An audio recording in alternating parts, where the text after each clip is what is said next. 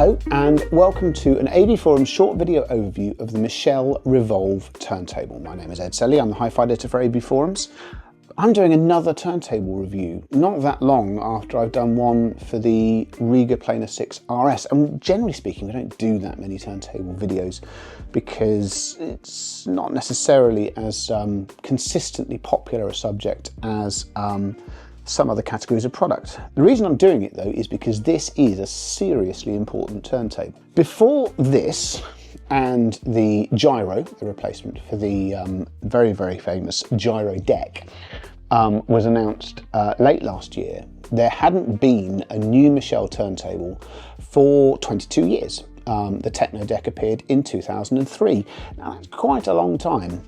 Furthermore, of the two new turntables, the gyro has an easier job of it than the Revolv does. The gyro has basically the same extremely famous, you could get on with saying immortal design as the original. It differs in a lot of ways, but the basic premise of what it looks and feels like is quite similar. This is all new, which makes it not only the first new Michell turntable in a very long time, but it also has to justify its existence in a way that its big brother realistically doesn't. That gets even more complicated when you realise that thanks to the new gyro costing quite a lot more than the old gyro, and there are good reasons for that, and we will be looking at a gyro in due course, the Revolv is in more ways than one a replacement for the Gyro SE, the plinth-free skeletal version of the gyro deck, one of the most iconic turntables of recent history. It has a lot to live up to.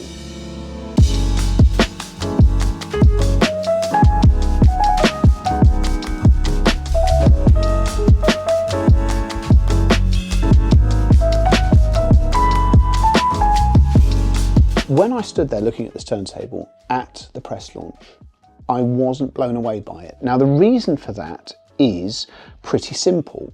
This is an all-new turntable, but it uses some existing Michell design language and a lot of Michell's very cleverly thought out engineering to create the technology that it is. And this design language means that it more closely resembles, in a lot of ways, the Techno deck than it does the gyro deck. If you view it from above, this is very similar to the Techno deck chassis. So you've got flat back, curves around the front, fixed feet, one section where the armboard lives, and then a cutout for the motor. The reason for that is incredibly simple. It signposts where the motor goes, but the motor doesn't physically make contact. It simply rests in this alcove and it doesn't pass vibrations onto the rest of the chassis. It's very, very clever. The thing is, it looks quite a lot like a turntable that costs quite a lot less. However, having now spent some time with it, I can say with some confidence it feels like a gyro. I know this because I've owned one for the best part of 20 years. The choice of aluminium, 19mm thick in this case, for the chassis, and the general just proportions and weight and heft, this doesn't feel like a Techno deck. We have actually got a Techno deck review on AVForums if you want to go and read it. There is no video to accompany it, but nevertheless, you can get a feel for it. And I do really like the Techno deck, I have to say that.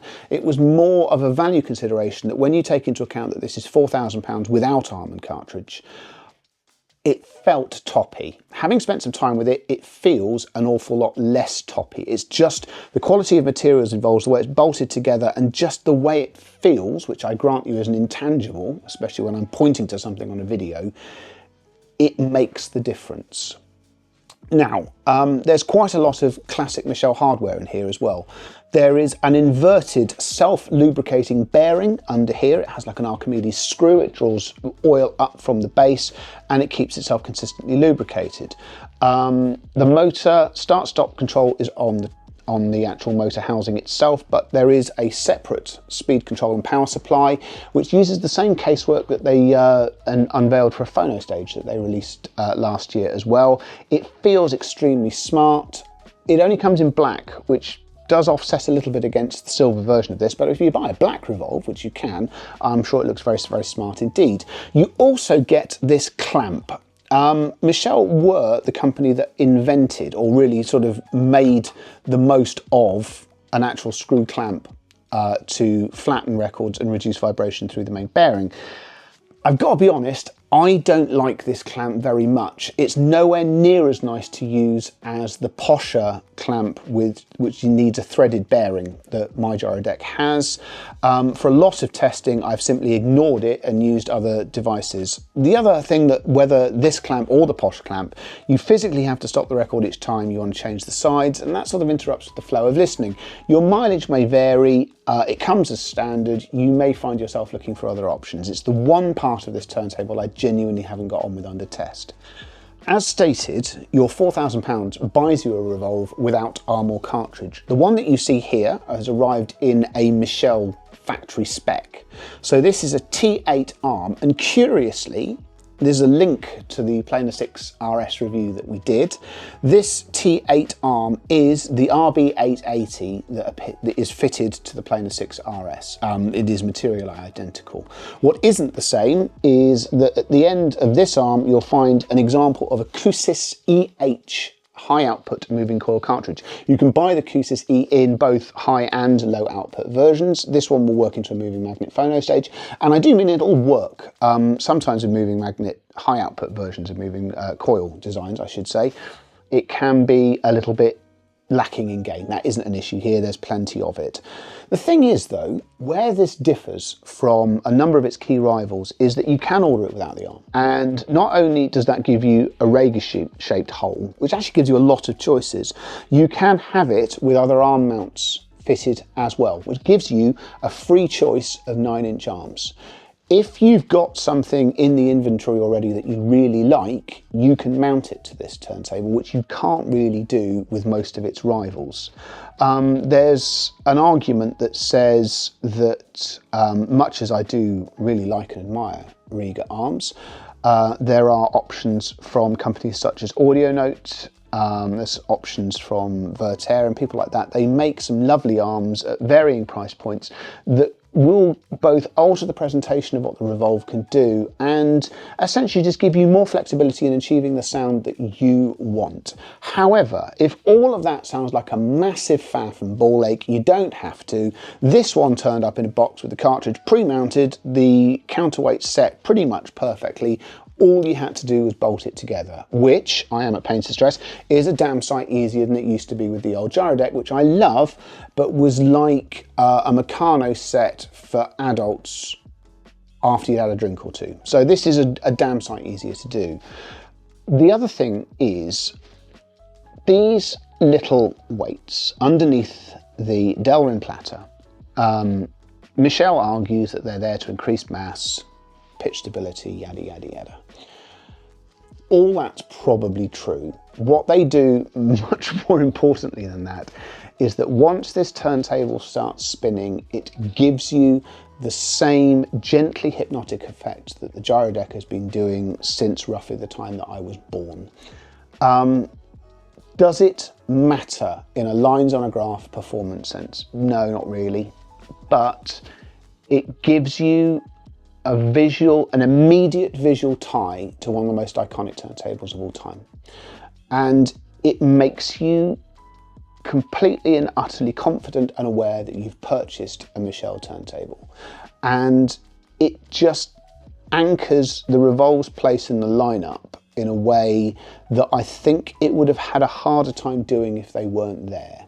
I bluntly refuse to believe that these little stubby weights are having the same effect as the fairly hefty ones on the gyro platter, but they are doing an incredibly important job nevertheless. One other key difference as well is that, as noted, these feet are not suspension. They have a really clever sort of Sorbothane absorption pad at the bottom of them, and the Revolv is no worse in terms of isolation terms than, say, a Rieger Planar 10 or a Verter DGX, but it's not the same as a gyro deck. That does mean it's damn sight easier to set up, but it doesn't have quite the same imperviousness to the outside world that its big brother does.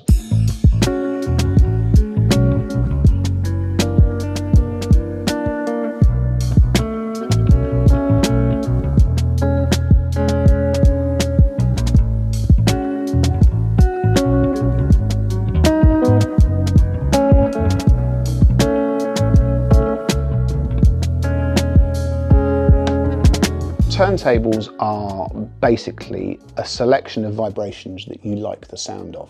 They all sound different, they all do different things. It's both a blessing and a curse. I mean, there's plenty of rational arguments that we shouldn't be bothering, but we're past that now. So, you know, if you're watching this, you must have some sort of vested interest in it. You can park the Revolv next to a planar 10 and a Vertair DGX, and you're going to pick your poison, basically.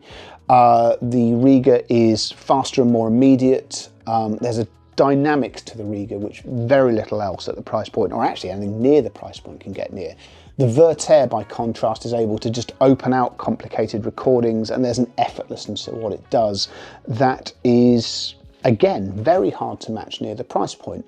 What this does is deliver a soundstage that is almost immersive. It comes round you, and that doesn't mean that small recordings suddenly have scale that they don't need, because they don't. They're still where they need to be, but you just have this sense of the space that they're in that is incredibly hard to describe, but incredibly easy to experience. It's really spectacular. The other thing I will say, as a gyro deck owner, is that even though my gyro deck currently has an arm on it which costs more than this complete Revolv package does on its own, this turntable has better bass than the gyro deck. I can't wait to hear what the actual gyro deck can do. There is a slightly greater sense of depth, but much more importantly, there's just greater definition and agility to what it's doing, and it really does hit hard. I don't feel that either the Riga or the Vertair can match it in that regard, and if that matters to you, very little else will do.